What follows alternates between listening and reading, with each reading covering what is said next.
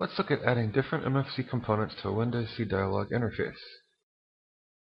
First, we're going to take a look at adding a list box to your MFC project. To do this, first open the resource editor for a C dialog window and add an MFC listbox object. Next, create a global pointer to a C listbox class object. Then, associate the C listbox pointer with the listbox using the function getDialogItem and casting to the correct data type in OnInitDialog. You must do this before you try to call any methods with the pointer. First thing I want to do when I add a list box is open up my main resource file, the .rc file for my dialog. Here's all the dialogs I've created and the menus and so forth, but my main window or dialog is dialog_drifters. So I double click it and that'll open it up inside the graphical editor. Next, to add MFC components, I'll need to open the toolbox. So here's my MFC toolbox right here. And notice I can choose and add different MFC components. In this case, I would choose or click a list box, drag it onto the form. And I've already done that here. And then once I do that, here's my list box, and then I can right click and let's get the properties on it. We can set the properties on it. And I usually modify the IDs on mine. The method to my madness, I prefix it with LB for list box, or CB for a combo box, or CHKBX for a checkbox. Whatever. You can do what you want, but I find that if you do this, if you have issues later with getDialogItem where you're setting things up with your pointers and your resource items, it makes it easier on you, the programmer, because you don't have to switch back and forth between a dozen different windows. You can look at that. I can look at that, and in my method, it's not Hungarian notation, but I know that's a list box and I know that's the inventory. These are the different attributes and properties that you can set on the list box. To add items to the list box and display them, simply call resetContent and then add string to add the items into the box you wish to display. Here I'm inside of the abstract data type, or ADT, of my class hierarchy, which is entity, the entity class. And just to show you here, these are some of the initial items, and some of these are inventory items that I'm going to add to the list box. And here's a cheat method we're going to call, and again, that just gives us everything so we can see them all displayed in the list box and test things out. And then we have a display stats function, which just does some conversion between strings, so we can display integer values inside of a C static text control, and we call inventory.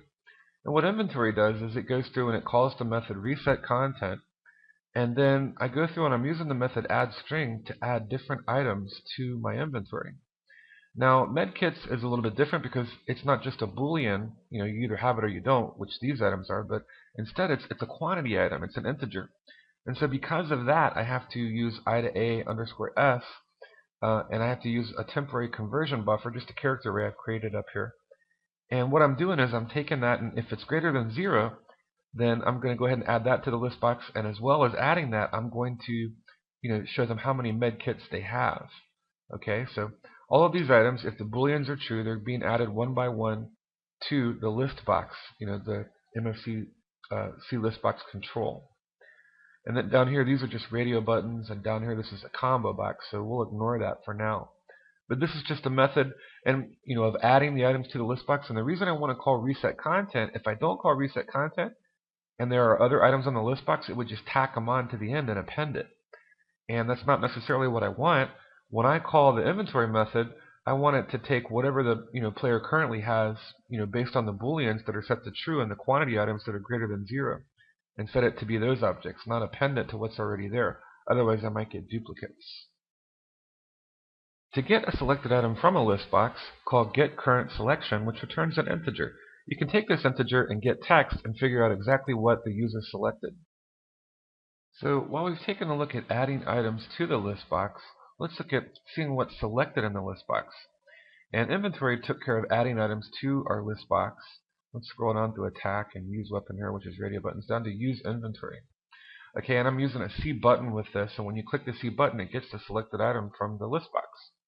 Well, what I need to do is use the method getCurrentSelection, which will return the index value, sort of like the subscript index value in an array, and I'm storing it inside this integer selection, or cell short for selection.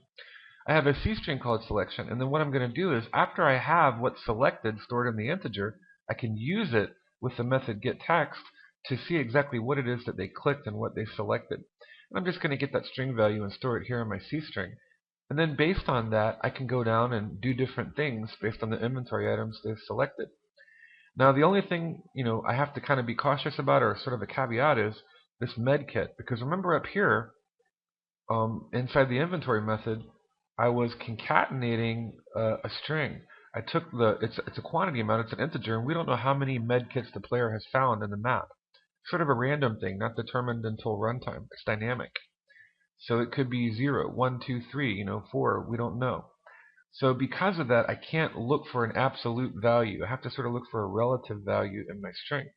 And so that's the only reason I'm using the find method here on the C string, because I don't really care about the equals 1, equals 2, equals 3 that comes after medkit. I just want to know if they clicked on medkit and that item is selected in the list box and they click use, then I know I want to call the method and run the block of code in the if to execute what I need to execute for using a medkit. And in this case, it's just going to display use medkit, adds 10 points to their life via a public accessor method on the private data, and then it takes and subtracts that medkit value from however many medkits they had. And then we call display stats, and that would update all the cstatic and cedit controls on the interface, the cdialog interface. Okay, so that's kind of like the freaky item, that's the weird item. But that's the only reason I'm using find there, because this is not always going to be medkit equals 1, 2, 3. We don't know what it's going to be, so I can't look at the whole string. I have to just look at part of the string. But the rest of the items are really easy because they're always going to be the same. They're just booleans. You either have them or you don't. So that string's always going to be quantum pulse. That string's always going to be boots, and so forth and so forth and so forth. And right now I'm not doing much. I'm just displaying the message and a cedit control. But later I could play a sound effect and maybe run a little animation or something. And we could do a lot more with that later.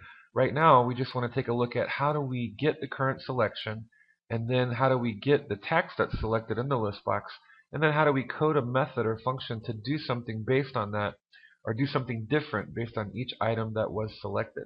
Okay, so that is the use inventory method that's inside of the ADT, the entity class. Now let's go to our interface CPP file.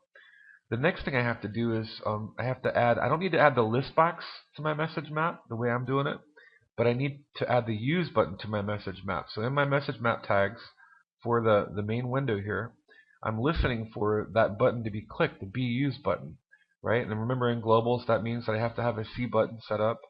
In this case, where is it? There it is. There's my pointer. All right, there's my pointer to the use button.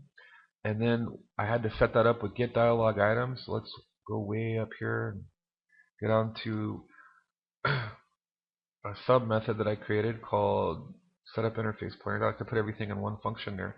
All right, so I had that global pointer right over here. There's my use button, and then down here where I'm setting up all my C buttons, let's see where, there it is, right there. All right, so I'm calling get dialog item, and I'm associating it with the resource file item. Here it is. It's this use button here. This button's on my resource file. So when I select an item here in inventory, it will be used properly. Okay, and now that it's been set up and it's been mapped and it's listening, the only thing left to do is to write the message handler function, right? And in the message map, I'm calling the message handler function use when I hear, when the message is transmitted, the be used button is clicked. So what happens if I come up here? Let's go to that message handler method, and did I pass it? I think I did. Where are you? Where are you? Message handler. There it is, right there. All right, usability. And I'm just calling, in this case, I have a global pointer, and I built an entity object on the heap. And so I can then turn around, actually it's a drifter object, which is a child of entity, but because it's an inheritance hierarchy through inheritance, I can call the usability method from its parent on my global pointer to the object on the heap. It calls usability, and then when it does, that's when I can actually get what's selected and do something with it, which is what we're doing right here. Let's see how reset content, add string, get current selection, and get text work in a C dialog window. Let's run our project with our list box and just see what it does. We'll add a few items to it.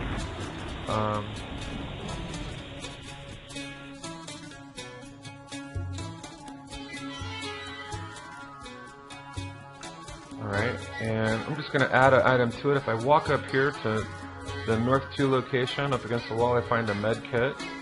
Alright, so that adds an item to my list box. I'm going to walk down here. And let's see, let's poke around. There you go, there's another item added to my list box, okay? And then I can select an item, see how it highlights? And I can click use on your, fire a celebratory quantum pulse into the air, or I can use a med kit, and that increases my life, my health, and removes it from the inventory. And then if I walk up here, and put a tilde in the box, a little cheat method, and then that just adds all of the inventory items, in this case to the list box. Now let's take a look at adding a combo box to your MFC project.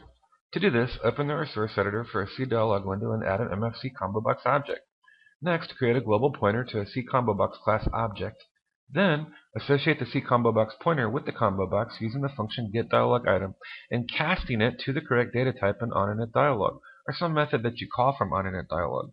You must do this before you try to call any methods with the pointer.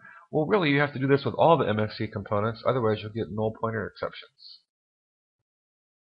So again, to do this, I want to select my main resource file, my .rc file in Visual Studio. And among my dialogues, the one that I'm going to use is the main window here for the game, little RPG game example. And in the game, in this case, I have a combo box down here. And whereas this holds inventory items and things the player finds, this holds abilities that they gain by fighting different opponents in the, throughout the game or throughout the level. And a combo box is kind of neat because it kind of does what a list box does. It gives you a list of items that the user can select, and then you can do something based on that from your interface. But unlike a list box, it doesn't take up as much screen real estate. So, if I want something in plain view, then yes, I'll use a list box. But if I had a lot of items that I wanted to fit in a small space, a combo box is kind of a good choice because it's just a drop-down list, and then I could list all those items, and the player could still select them, but I could fit a lot more into a smaller space. Okay. And again, to do that, if my toolbox isn't there, I could go here and I could click on Toolbox, or if you have it here, you can select here. Here's the MFC Components. In this case, instead of list box, I would select combo box, and then I drag that on the form and put it here. And then I might edit the properties for it if I right-click properties. And again, the method to my madness, I usually prefix it with CB for combo box, but you can call it whatever you want, and that way it'll compile it into the resource header file. And if you do have issues, just check your resource header file when you rename things. Visual Studio, sometimes it creates duplicate IDs. It doesn't always hurt things, but sometimes it does, so you might want to look in your resource header file and just make sure that all of your IDs correspond to the IDs of your components that you add to the form. Alright, so I would do that. And then once I do that, the next thing I need to do is I need to set up a global pointer that I can use to access. It doesn't have to be global. You could do this locally in every method, and there's arguments for that. It saves memory, it's more secure, yada yada yada. But I'm taking the lazy way out, and this is just an easy way to do it. By making all these globals, I can call getDialogItem once, set it up, and then I don't have to worry about it. I can just use those items throughout the rest of the program, the application, the game, whatever it is that you're building. So that's what I've done down here, and in this case, I have added CB abilities for my combo box. It's a C combo box class object, okay? And now that I've added that global pointer, before I can do anything to it, I need to make sure that I set it up with getDialogItem. And that's what I've created this method down here for. Let me scroll way down here. Alright, inside of onInitDialog, which loads automatically when the window loads, I call setup interface pointers. And so again, that's what's happening here. I'm using getDialogItem to set up all my interface pointers. And I have to be real careful I do that, because if I were to try to do anything to these objects and I had not called getDialogItem and I had not set up the pointers, crash. Right, you guessed it. So in this case, my combo box, where is my combo box? Here it is. There's my pointer, P combo abilities, right? My global pointer that was set up here. And I'm setting it up with getDialogItem, and I'm casting it. You have to cast it to the correct data type, in this case the C combo box, and that's the name of what it is in my resource file.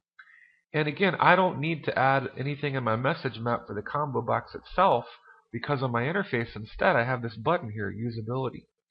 Alright, so I'm going to select the item from my combo box, I'm going to click the button usability, and then I'll get the selected item from the combo box and do something with it based on what the user or the player has selected. So again, to map that out, I come down here in my message map tags. I'm not mapping out the combo box, but instead I'm mapping out the use ability button that corresponds or goes with the combo box. And there it is right here. Alright, so on command, be usability, usability. And then what does that do? If we hop up here, let's go to the usability, and again, player is it's a global pointer to a drifter object, which is a child of the entity class ADT. Alright, so through the inheritance hierarchy, it can call its parent or base class's method usability. Instantiated on the heap, and it calls usability. To set the text that is initially displayed in the combo box when I load the C dialog window, I can use the method setWindowText. To add items to the combo box, I use the method addString, just like we did with the list box. Once again, we're inside the entity class, which is our ADT or abstract data type in our class hierarchy. And here we're in the inventory method. And remember, up here is where we added all of our items to our list box, based on the booleans being set to true or false, whether or not the player had those items, or the quantity amount. Well, I'm doing something similar down here with the combo box. And in this case, I'm just using reset content to reset everything every time I call the inventory method. And then based on the abilities the player has, I'm going to go ahead and add those items using the method addString to the combo box.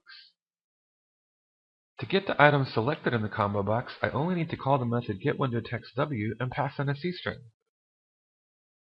So once we've added the items to inventory, we have a method down here. Let's go down past the user to usability. And it's just using the method getWindowTextW and storing inside of a C-string whatever is retrieved from the combo box. And based on that, we just have simple if structures here that are going to do something different based on what item they select from the combo box. In this case, setting some text. Now again, if you look at the interface, the event is not the combo box, that item being selected, but the event is this button getting clicked here. And so in the interface, I set up a global C button, and I associated it with getDialogItem. And if you look at the message map, here it is, beUsability. It's mapped to the method usability, and that just calls, in this case, the method usability on the player object. And the player object, remember, that's just a global pointer to an entity object. Let's see how reset content, addString, and getWindowTextW work in a C dialog window. And let's take a look at the results of those methods once again with our MFC combo box item. So we'll just go through here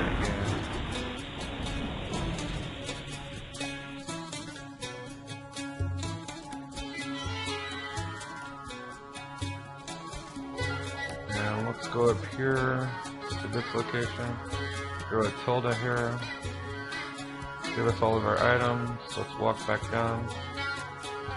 And then in this location, notice you can choose a method here. We'll try telekinesis, using telekinesis. Or telepathy.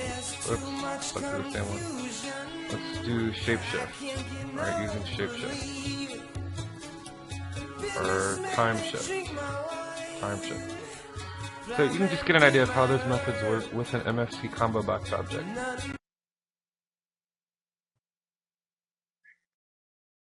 Now let's look at adding buttons to your MFC project. To do this, first open the resource file editor, the toolbox, and then drag and drop an MFC button to your project. Next, create a global pointer to a C button class object. Third, associate the C button pointer with the resource object button using the function getDialogItem and casting to the correct data type in on_init_dialog. After you do this, then you'll be ready to set up a message map for the button and a message handler.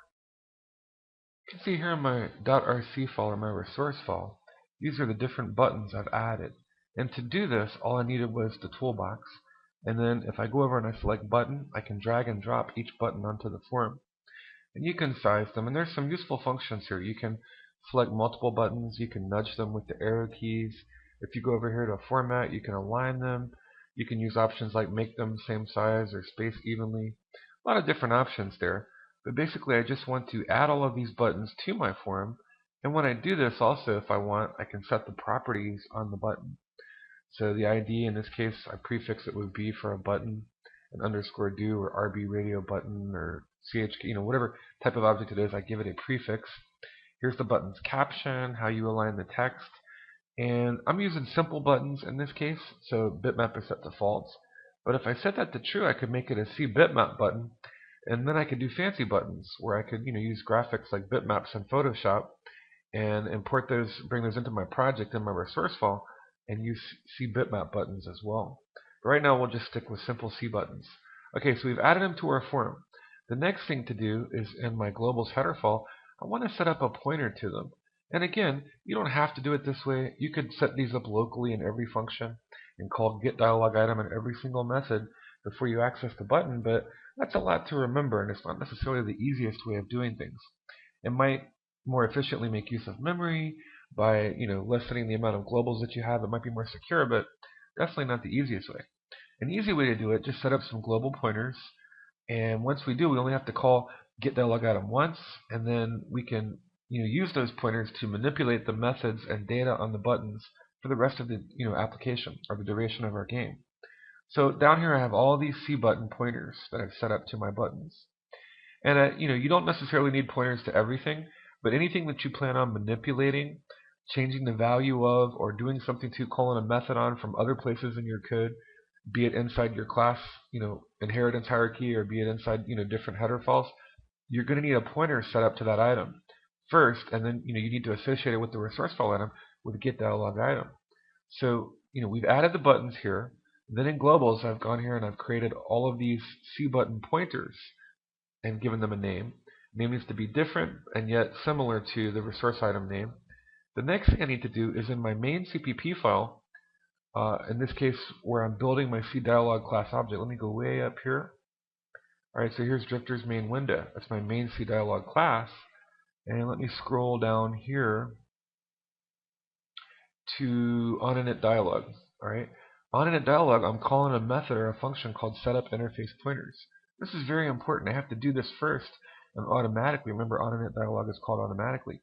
Otherwise, if I tried to call methods on these, then and they were null, I hadn't set them up with get dialog item, then my MFC application would crash. So that's what I'm doing down here.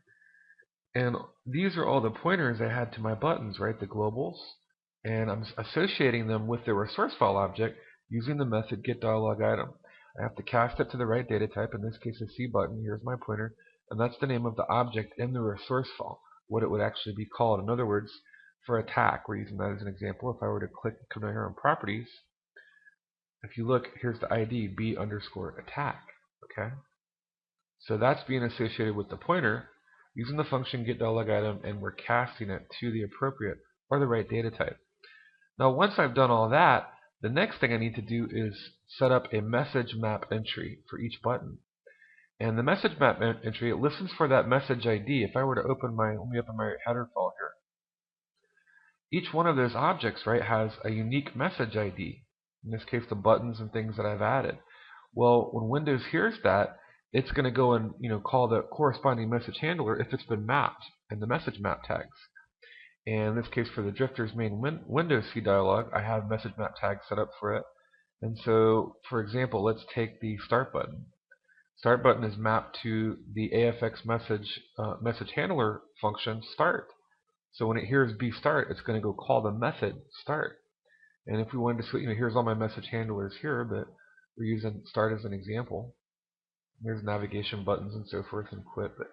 So then, when the button start is clicked, these are all the things that happen corresponding to that event. This is event-based programming, so it's going to call the method initialize globals, which initializes my globals, and then it's going to display some text in a cedit control, and it's going to turn around and enable the do button, which is in the middle of the nav controls, and then it's going to disable the start button. It disables itself, and it's going to go play some sounds here. And these are just MCI commands, and we'll talk about that later, but I'm just simultaneously playing an MP3 and a WAV file on startup.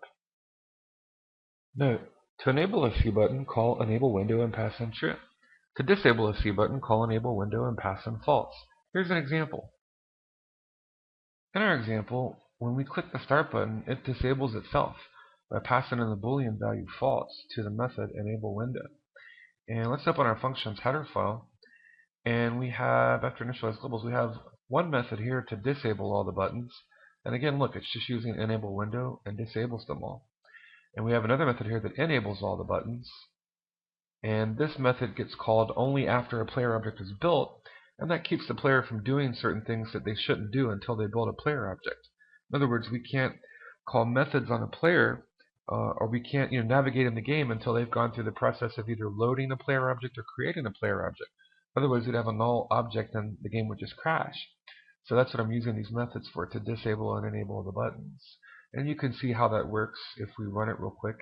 See how start is enabled and quit, but all these other buttons are grayed out. And then I'm going to click start and do, and I'll go through the creation process. Okay. And then notice now the buttons are no longer grayed out, they've been enabled. Next, let's take a look at adding checkboxes to your MFC project. To do this, first open the resource file editor, the toolbox, and then drag and drop an MFC checkbox to your project. Next, create a global pointer to a CButton class object. Third, associate the CButton pointer with the resource object checkbox using the function getDialogItem and casting to the correct data type in onInit dialog.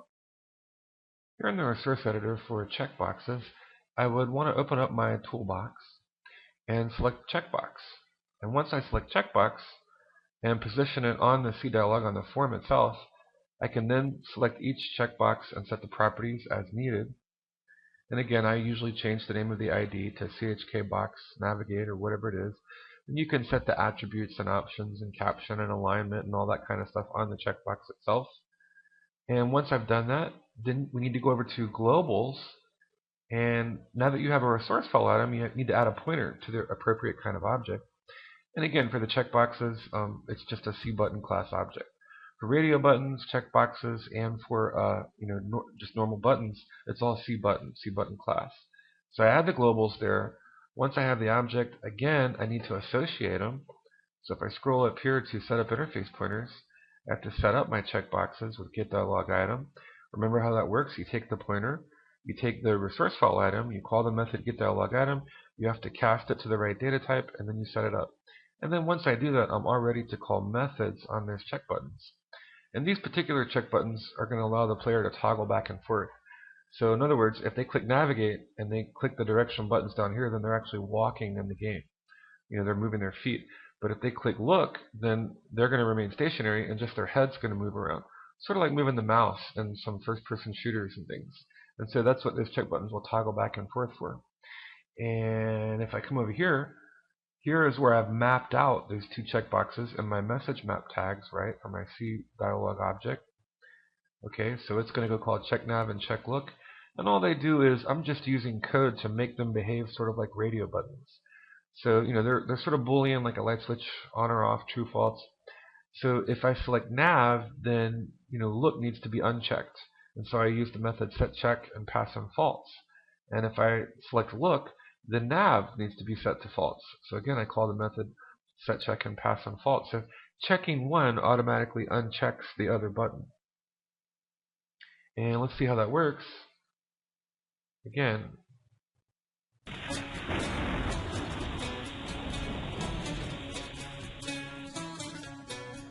it's called tester right there, but I'm trying to be quicker here and not waste as much time. Alright, so again, if I select look, navigate unchecks, and if I select navigate, look unchecks. Adding radio buttons to your MFC project is much like adding checkboxes and normal buttons, with the exception that you usually put them in a group box. So first you'd open the resource editor for a cDialog window and add an MFC group box. The group box allows you to make it so that only one radio button can be selected at a time. If you don't place your radio buttons in a group box, then you can select more than one at a time. Hence, they're not true radio buttons. But if you position them in a group box, only one radio button is allowed to be checked at a time, therefore making it a true radio button. So add MFC radio buttons to the group box. Once you've added the group box, then you need to create global pointers to the CButton class objects, which are your radio buttons. Here I've added 4 radio buttons to my dialog. And in order to do that, I simply had to open the toolbox, and I needed to select a radio button here. And before I did that, I added a group box, and that's this little outline area right here.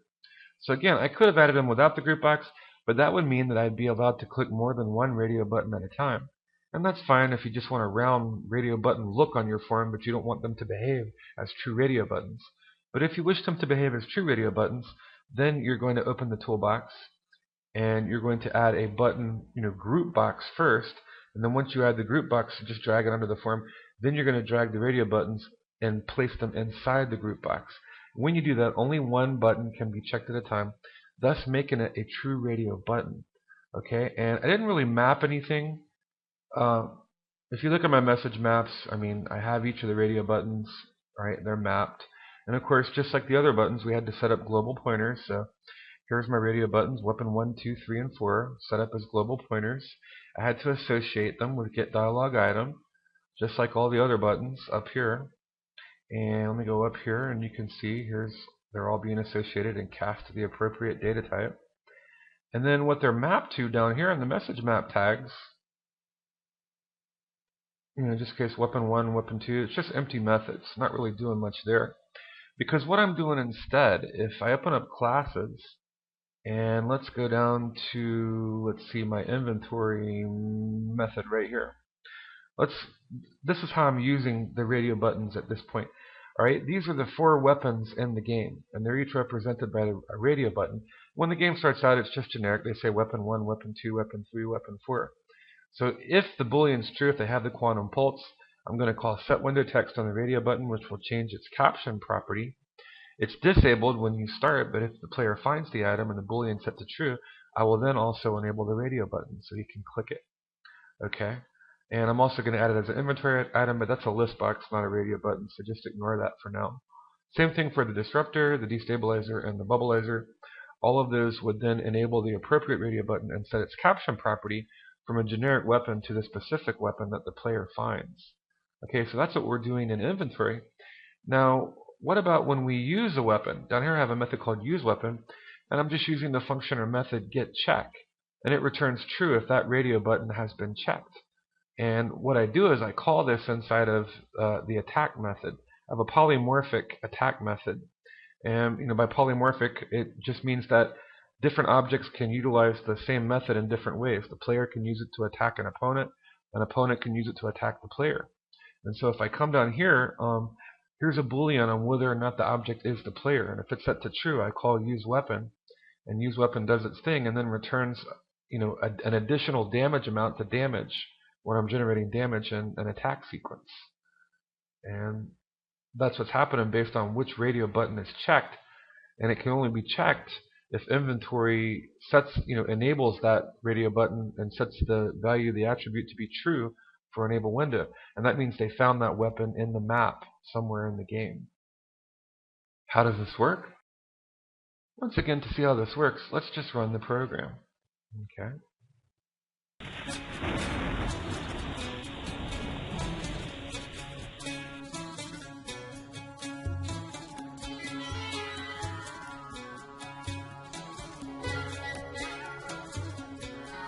Okay. So if I come up here, I'm going to come up here and call a cheat. Well, actually, let me try one weapon. There's the quantum pulse. So I found one weapon, adds it to inventory, and in this case, notice it changed the text attribute. Okay. So there's quantum pulse, and then if I can come up here, let me throw a tilde up here, and this activates a cheat, and that gives me all the weapons. And then based on that, when I attack an opponent, that particular item will be used in the attack sequence. Remember, to select the radio button with code, just call the method setCheck. Remember, to get the state of a radio button, whether or not it's been checked, call the method getCheck. It'll return true or false based on whether or not the radio button has been checked. Adding a cEdit control, which is a control that will allow you to edit and input text, is not much different from the other components we've already covered. The first thing we have to do is open up the toolbox in the Graphical Resource View Editor and add an edit control to our form. Next, we create a global pointer to a cEdit class object. Third, we need to associate the cEdit pointer with the edit control using the function getDialogItem and casting to the correct data type in onInitDialog. To place text within a cEdit control, simply call the method setWindowText. You can pass in C strings or string literals if you prefix it with an L. Example. To retrieve text from a cEdit control, just call the method getWindowText and pass in a C string, like so. To add a cEdit control to my dialog, I would simply open up my toolbox in Visual Studio and go down and select an edit control, drag and drop it onto the form, and I've already done so here. And that's this box. Now these other boxes here are cStatic controls, and they can be used for output, but they cannot be used for input. So if for some reason I need to take input from the user, from the player, I need a cEdit control. In addition, I have this text area over here sort of like a Java text area. I wanted a big area where I could throw some debug text and just put a bunch of words for things when I'm walking around in the game. Well, I couldn't really do that with a C-static control. It's not that flexible. But with a C-edit control, if I bring up the properties here, I can set multi-line or the multi-line attribute to be true. And I also set it to be read-only so that the player can't type or anything in there. And here's the multi-line attribute. And when I do that, then I can add a scroll bar, and I can go through and just have like a nice big text area. So for items on a dialog or form or window where you just have a single line of output, like these little boxes here for stats, C-static is fine, and then I'll have to take input.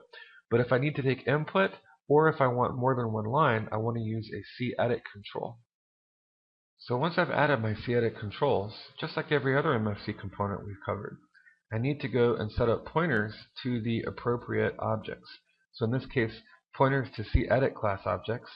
I then have to go into where I'm calling getDialogItem. In this case, remember I wrote a separate function, set up interface pointers, and I have to associate them with the resource file objects, casting them to the appropriate data type. So if you look down here, here's input and output, which are C-edit controls.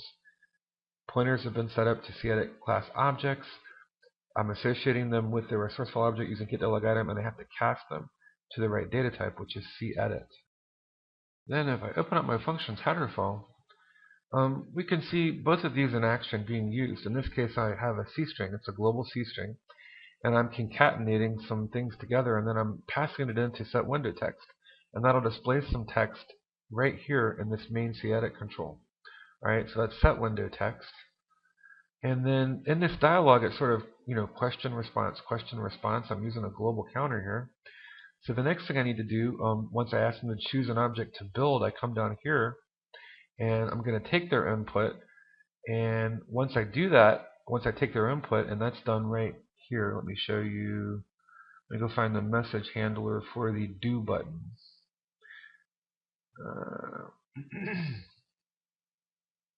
Do here. Alright, here I'm calling get window text on another C-edit control. And I'm storing it in this global C string called player input. And once I do that, then I'm going to decide to build a class of object in my inheritance hierarchy, a child class object with a pointer to a base class object here. Okay, so just examples of set window text and get window text. A C-static control is sort of like a C-edit control in that it can display text, but unlike a C-edit control, it cannot retrieve text. Alright, so no input. It's sort of an output-only device. But you'd add it in a similar fashion to all the other MFC components. Open the resource editor, drag and drop a static text object onto the form, create a global pointer to a C-static class object, and then you need to set it up with getDialogItem, casting it to the appropriate data type. To place text within a C-static text object, again, you just call setWindowText as you would with a C-edit control. Note that C-edit and C-static controls often require conversion methods. Displaying integer float and double values will require conversion to C-string or LCPCT-STR formatting before the data can be sent to C-static and C-edit controls with setWindowText. For this, there are numerous methods that can be utilized. The first of these methods we will examine is I2A or integer to ASCII. It converts integers to string data, and here's an example. In this syntax, we require a temporary buffer, in this case an array of type character with 10 characters. So I've declared that and called it conversion buffer. We call the method I2A, which has recently been deprecated and is now underscore I2A underscore S. We need to pass in the integer variable we want to convert, the character array, the buffer, and then the radix value, which is 10. The next method we will examine is sprintf. It converts doubles or floats to ASCII text. Like I2A, it also has been deprecated and its name was changed to sprintf underscore s. The problem with I2A is it's good for integers or whole number values that don't have decimal portions, but it's no good for things like doubles and floats that have decimal portions. The reason is although I could pass a double or a float into I2A, it would simply truncate or shave off the decimal portion. So to retain accuracy and display the decimal portion, we use sprintf instead with doubles and floats. Like I2A, it relies upon a temporary conversion buffer, an array of type character, in this case with 10 characters. I would then call the method sprintfs. I would pass in my character array or conversion buffer.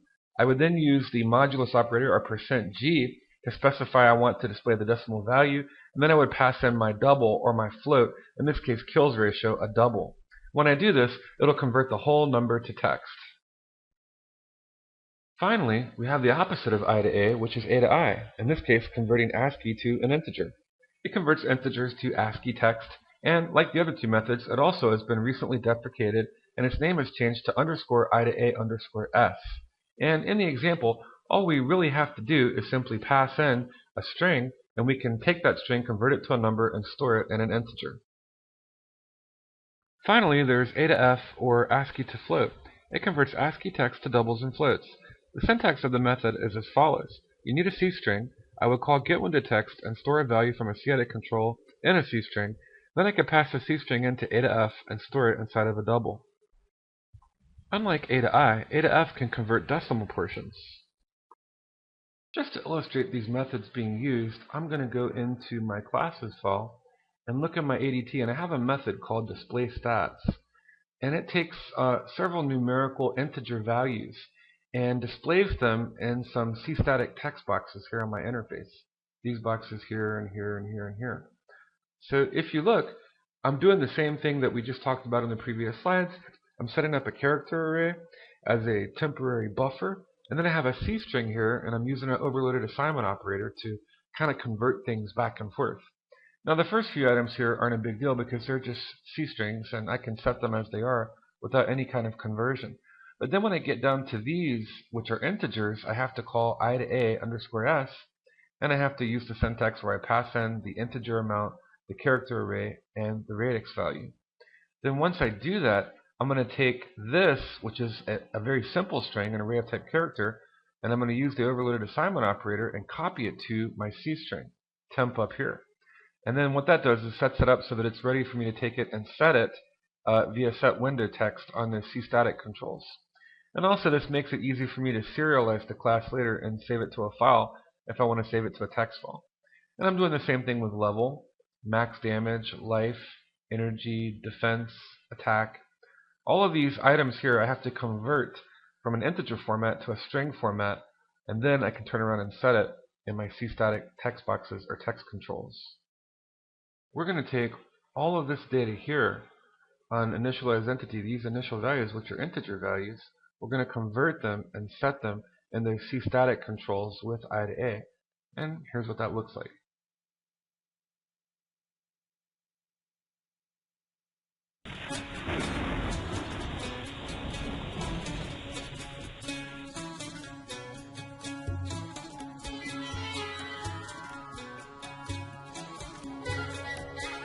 Okay, now you can see all the stats.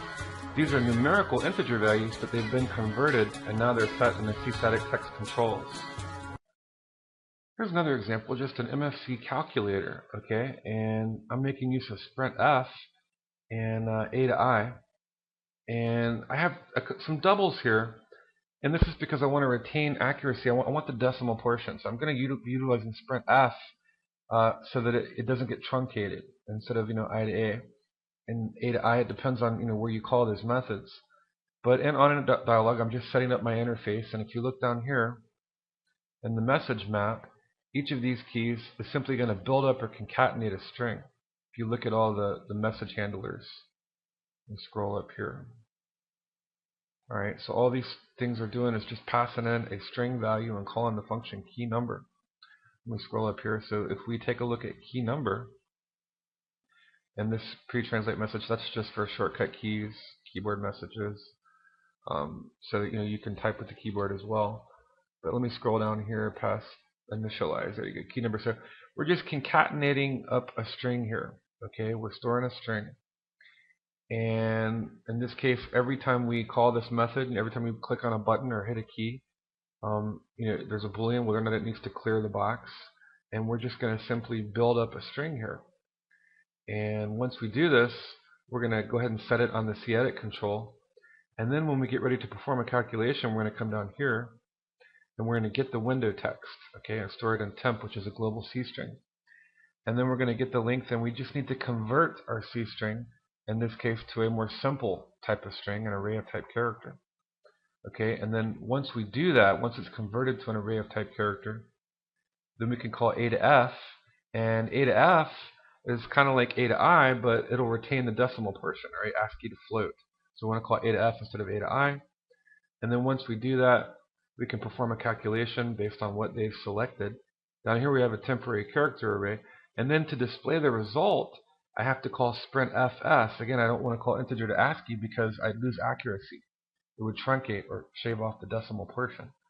So in this case, I'm passing in my temporary character array of type character, %G for the accuracy of the decimal portion, and then my double here, number 1. And that way it would display the whole number along with the decimal value. So again, because of decimal values, I'm not using integer to ASCII, I'm using sprintf on the output. And on the input, I'm not using A to I, but I'm using A to F. And here's the calculator, or the calculator's interface. And again, I'm just concatenating strings here. And let's say I'm going to perform a simple addition here. And notice, because of sprintf and A to F, instead of I to A and A to I, it retains the decimal portion. Next, we have an MFC progress bar. Again, to add this component, open the resource editor for a C dialog and drag and drop an MFC progress bar object onto the form. Next, create a global pointer to a C progress control. Finally, associate the C progress control pointer with the progress bar using the function getDialogItem and casting it to the correct data type in onInitDialog or a function called from onInitDialog, just like we did with all the other MFC components. You may then call the method setPosition or setPos to set the value of the progress bar. For example, if I had a pointer that pointed to a progress control and I called setPos100, it would set it to be full. To add progress controls to your C dialog object, in this case, I'm opened up in Resource View on the graphical editor, and I want to go open my toolbox, and I want to go down and find the progress control. In this case, I selected it, and I dragged 2 of them and dropped them here on my form, so 1 for energy, 1 for life. Okay, and when I do that, to complete the setup process, remember that I need to go over to globals and set up 2 pointers to see progress controls. Now there is a caveat here, and that is you'll need to add a header file or you won't get access to those classes of objects if you're not using the wizard. If you're using the scaled down, non-bloated template that we're using to kind of make our hacked MFC projects, but make them small and streamlined, then this file won't be there. And you'll have to manually add afxcmn afxcommon.h. Okay, so if you're using a wizard, it'll add it for you, but if not, add that header file. Once you add that header file, then you'll actually be able to create pointers to see progress controls. But it won't see that class of object until you add this header file here. Okay, so I add my global pointers. Once I do, I need to set them up with getDialogItem. So I'm going to scroll down to where I'm setting up all my pointers here, and going on towards the bottom, and here's where I'm setting up, in this case, charge and energy. And again, it matches, this is the ID name in my resources.h header file, and on the property sheet for the object, this is the pointer to a C progress control. I have to call the method getDialogItem and cast it to the appropriate data type, in this case, the C progress control. And last, let's jump over to classes, and here we are inside the displayStats method, and at the bottom of displayStats, I'm using the method setPos to set the position, and I'm passing in this case, just 2 integers, life and energy. And the initial value of these is 100, called from the constructor when I build an entity object or any object that derives from an entity. So they'll be set at the full amount when we build the project. And to test it out, if I build the project, I'll go ahead and click Start. And let's see, what'll I be this time? Let's be a drifter, and there's my name, and as far as I can tell, and gender, as far as I can tell. And this time I'll be a spy. But you can see my stats now. So in this case I have full life and full energy. The progress bars have been set via the method setPos. Next, let's add an MFC slider control. To do this, we'll open the resource editor and drag and drop an MFC slider control onto the form. We'll create a global pointer to a C slider control, and then we need to associate the C slider control pointer with the slider control object on the resource form using the method getDialogItem and casting to the correct data type, just like we have in all the previous instances. Just like with the progress control, you can set the position of a slider control using setPos. You can also get the position of a slider control using getPos. Here on our C dialog forum, we've added a slider control, and to do that, I simply opened up the toolbox and I chose a slider control, and I drag and dropped it onto the form. And of course you could set the properties if you needed to. In this case I ID'd it slider control SC underscore charge, and you can set other properties if you need to, horizontal, vertical. And once we've done that, I'm going to need to set up, again, a global pointer. So in my globals file, here I have a pointer to a C slider control. You can see C slider control. And then now we need to set it up with get dialog item. So in my CPP, my main CPP file for my C dialog object, my main window, here I'm setting it up, and here is our global pointer, and we're casting it to a C slider control. Here's the resource file object, and we're using get dialog item to connect it, to connect the resource item to the pointer. Finally, to add a menu to your MFC project, open the resource editor, but this time in text or file view, not the graphical editor, and right-click on the RC file and select Add Resource, and then choose Menu from the available options. Double-click on the menu object you just added to your resource file to open it up in the graphical editor. Then right-click and choose Insert New to begin adding new menu items. You can right-click on each menu item and set its properties. Finally, add each menu item selection to your message map tags for your C dialog and map it to a corresponding message handler function, just like you would for a C button. For example, here I've added two menu entries, one for help and one for about, and I've mapped them to AFX message handler functions called help and about. So to do this in this example, I would want to open up my file here, and I could go into resource view if I wanted, or just double click on it. And on the file itself, here's where I actually have my items. Here are my dialogues, and here are my menus. And what I did is I right click on the file and I chose add resource. And from add resource, I want to choose menu, and then I added a menu. So I just said new, and that added a menu. And then once I did, I can go in and I can edit that menu. I can right click on it and choose insert new. So I added new menu items, and when I did over here at other, I specifically added help and about. And I'll bring up the properties on these. If you look, I called it menu underscore help as an ID in the resource file. And over here I called this menu underscore about in the help file. Okay? So that's how I added the menu, the toolbar, and the options there. Now, how did I map it? Well, it's just like any other button or MFC component that you'd add to your message map. I can use on command. So if I come up here, let me scroll up here a little bit, and you can see here are the two menu items. There's menu help and menu about. And they're simply mapped to the message handler functions help and about. Matter of fact, this menu item is sharing the same message handler function that the help button calls or utilizes. And that just causes some pop-ups to display. And if I can scrolled past it there, but there's help and there's about right there, just some message boxes. So if I bring up the dialog here and come over here, and I'm going to click other and help. Alright, so it triggers or fires off the message handler, and there's about.